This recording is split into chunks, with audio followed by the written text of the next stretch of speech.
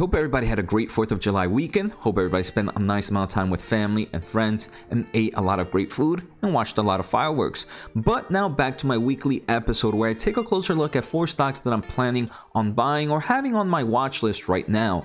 Like many of you, I put money to work on a weekly basis trying to grow my portfolio over time and adding to the companies I'm super bullish in. Unfortunately, right, it's been a very tough time here in the market right now. It's probably been red after red after red. But I do want to say for those like me with long-term kind of mentality and a long-term horizon in their investments, I do believe right now is a great time for me to buy and increase my positions over time. So if this is your first time here, make sure to hit the thumbs up. Make sure to hit the subscribe button, check out the pinned comment for a lot of great links and also my tech channel. So let's get started. I do want to thank The Motley Fool for sponsoring this video, and make sure to check out fool.com/Jose to get the top 10 stocks to buy right now. All right, so the first company I'm going to take a closer look at is Alphabet, aka Google.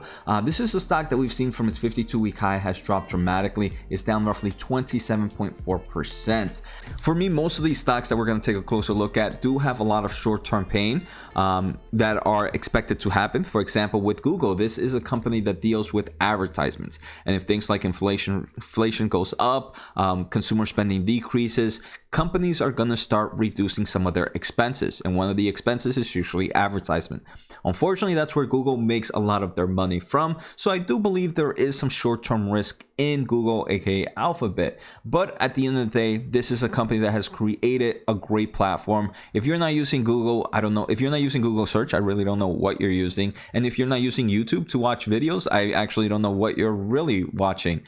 So to me, this is a great platform. And if we take a closer look at their most recent revenue, we can see this is a company that continues to grow. Most recent quarter grew 23% year over year. A company that's very, very profitable. A company that has nice margins. Again, unfortunately, it is dependent on ads, which will take a hit during this kind of downturn in numerous macroeconomic events. At the end of the day, we take a closer look at Alphabet's forward EV to EBITDA ratio sitting at 10.91 right now. To me, again, short term might seem a bit overvalued. In the long term of things, I think this is a great opportunity for me to add my Google Alphabet position. All right, the second company we're going to take a closer look at is one in the cybersecurity market, and this is Crowdstrike, ticker CRWD. Right now, from its 52-week high, the stock is down 38.86%. I want to say cybersecurity companies have definitely taken a hit, but not as big of a hit as some of the other growth stocks we've seen in the past. Right now, the market cap of around $41.6 billion, sitting at $179.25. Crowdstrike did recently report their earnings on June 2nd of 2022, so roughly a month ago, and they showed some great results. Their annual recurring revenue grew 61% year over year to $1.9 billion, and just this quarter alone they added about 190 new net annual recurring revenue. So I think that's pretty impressive. Cash flow from operations grows 46% year over year to a record $215 million, and free cash flow to a record of 158. Customers are growing dramatically. We can see this huge growth in the past 4 or 5 years. In this most recent quarter, customer subscription grew 57% year over year to about 17,945. Here we can see the rapid growth of annual recurring revenue, and we can see the green is their net new addition, and look at those nice big blocks just continuing to grow over time. Their net retention rate has set over 120% for numerous years. And we can see the customers that use multiple module subscriptions continues to grow. 4 or more is 71%, 5 or more is 59%, 6 or more is 35%, and 7 or more is 19%. And we can see this is a company for the past 3 years has been positive in annual free cash flow. So Crowdstrike is definitely one I am enjoying right now, and one I want to increase my position over time. The third company is one that deals with communications and applications, and I do believe this is an awesome toolbox investment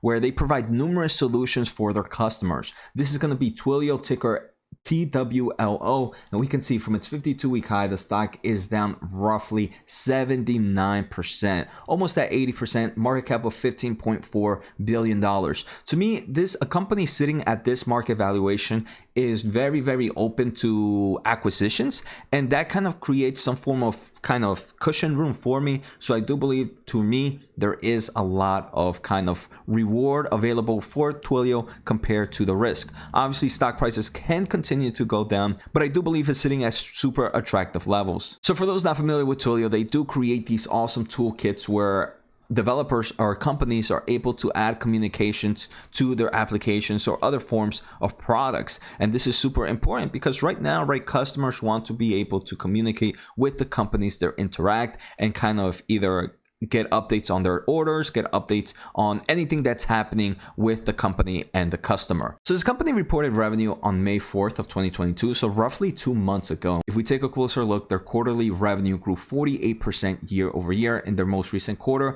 It is a bit slower than some of their previous quarters, but in my opinion, 48% is still pretty impressive.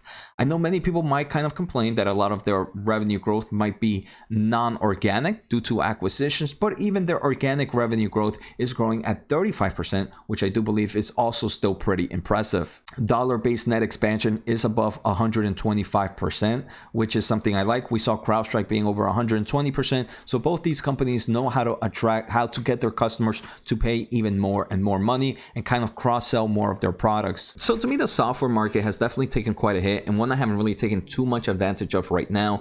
And as you can see from my number 2 and my number 3 pick, these are the markets I'm really looking into right now and hopefully grow that exposure over time. Now for the 4 stock picks, probably many were expecting a semiconductor company, but I couldn't just choose one. I'm actually trying to invest a little bit more in the semiconductor market, but trying to get exposed into different companies. So I am going to look at one of the ETFs that I currently own, and that's VanEck Semiconductor ETF, ticker SMH. We can see this ETF has dropped about 38%, which is pretty much where most of semiconductor companies have dropped. If we take a closer look at number of holdings, the ETF only holds 25. And to me, that's pretty awesome because it shows that this is somewhat concentrated in the position it holds. If we also take a closer look at gross expense ratio, it's 0.35. To be, it's not crazy expensive. Obviously, an index ETF is a lot cheaper, but 0.35% to me is looking pretty nice. Not something that would break the bank.